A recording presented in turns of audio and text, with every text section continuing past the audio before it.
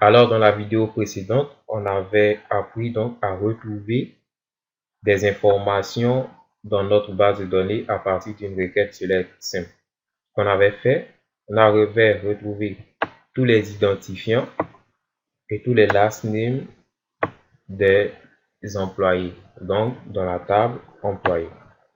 On va réexécuter cette requête. Et on voit bien employé ID, last name. On a là donc tous les identifiants. Et de ce côté-là, on a tous les last names donc des différents employés. En réalité, la structure de notre table employé est comme ce qui suit.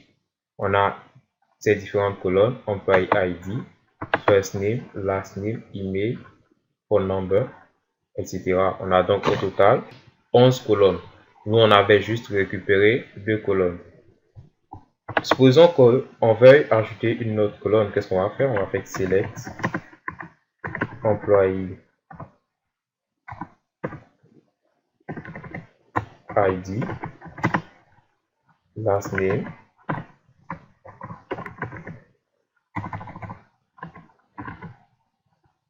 et on veuille en plus, donc cette fois-ci, du ID et du last name, récupérer l'email. Qu'est-ce qu'on va faire? Donc on va tout juste ajouter email et puis from employees. On va venir copier cela. On colle ici. On l'exécute. Le résultat, il est là. Cette fois-ci, en plus donc du ID de l'employé et du last name, on a donc tous les différents emails. On peut le faire alors pour toutes nos colonnes. Supposons qu'on veuille récupérer toutes les informations de notre table employé.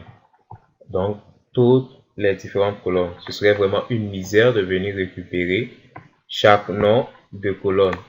Si on doit le faire en soi, c'est vraiment fastidieux. Pour faire simple, on va remplacer tout simplement les noms des colonnes par étoile. Étoile qui va dire select donc toutes les informations, donc tous les champs from employees dans la table employé. Cette requête là, on va voir, va nous ramener toutes les données qui sont dans la table employé. On vient ici, on efface ça, on fait select donc étoile from employees. On va voir ce que ça donne. On exécute. Et on constate effectivement qu'on a toutes les informations de notre base de données, sinon toutes les informations de la table employé. Employee ID, first name, last name, jusqu'à department ID. C'est pareil ici, employee ID, first name, last name, jusqu'à department ID. Donc, tantôt, on avait vu la requête select simple avec chaque nom de colonne. Aujourd'hui, on voit comment on peut remplacer le nom de toutes les colonnes. Pour faire simple, alors on utilise étoile. Supposons maintenant qu'on ne veuille pas récupérer toutes les données de la table employée, mais on veut seulement prendre celles qui nous intéressent. Ce qui veut dire qu'on va donc poser des conditions à notre requête select. Donc, comment pouvoir sélectionner juste ce qu'on veut, mais par le tout? On parle là maintenant de requête select avec donc des conditions. Et le mot-clé qui va nous permettre d'opérer des conditions sur notre requête select, c'est le mot where. Where comme ceci. Donc, on vient ici, on a là toutes nos informations. Et je suppose que moi, je veux récupérer seulement les ID des employés, le last name, leur email, mais seulement des employés dont le salaire est supérieur, on va dire, à 6500. Donc, comment faire cela? C'est simple. Je fais comme ceci. Donc, je marque select. Alors, ce que moi je veux, c'est l'identifiant, donc employee ID. Ensuite, je veux le last name. Je vais aussi récupérer l'email des différents employés. Donc, je mets from employees. Sauf que là, je suis seulement intéressé par les employés ayant un salaire supérieur à 6500. Donc, je vais appliquer cette condition-là à ma requête select. Donc, je fais where, cette fois-ci.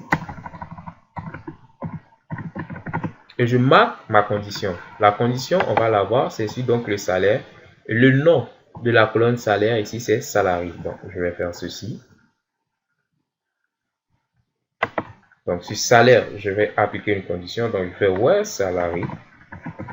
Ma condition, c'est la suivante. Donc, supérieur à 6500. Donc, je fais ceci, where salary.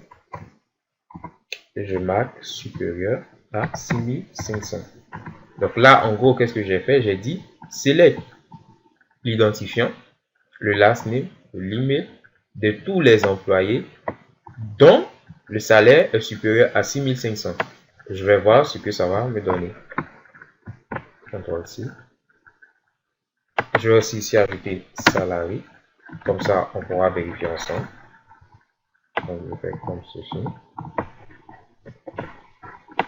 Je viens coller ici. J'exécute. Et je vois que j'ai les identifiants, le last name, l'email, le salaire. Et quand je regarde bien dans la colonne salaire, je vois que tous les salaires, voyez-vous, tous les salaires sont supérieurs à 6500.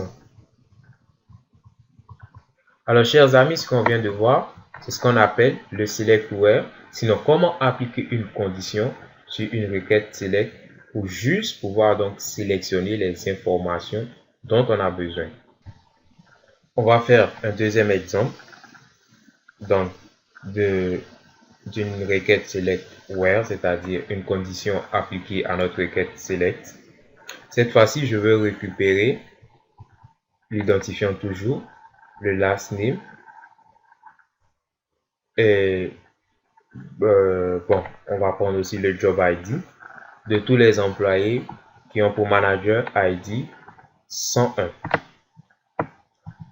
101. Donc, je veux récupérer employé ID, last name, job ID de tous les employés dont le manager ID est 101. Ma requête va être la suivante, select, donc employé ID,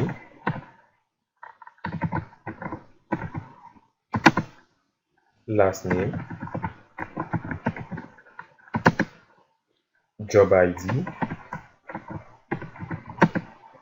manager ID,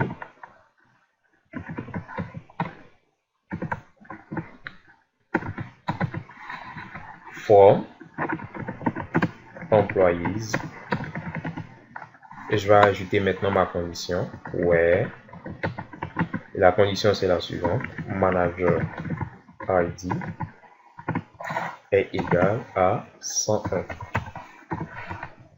Je viens ici, j'exécute. Et le résultat, il est là. On voit qu'il y a 5 lignes, donc 5 employés, dont le manager ID est le 101. Alors voici, on vient d'apprendre donc à faire des conditions sur notre requête select. Et on va voir dans la suite des vidéos comment donc faire d'autres conditions, des conditions beaucoup plus complexes. Celles qu'on vient de voir, ce sont juste des conditions simples.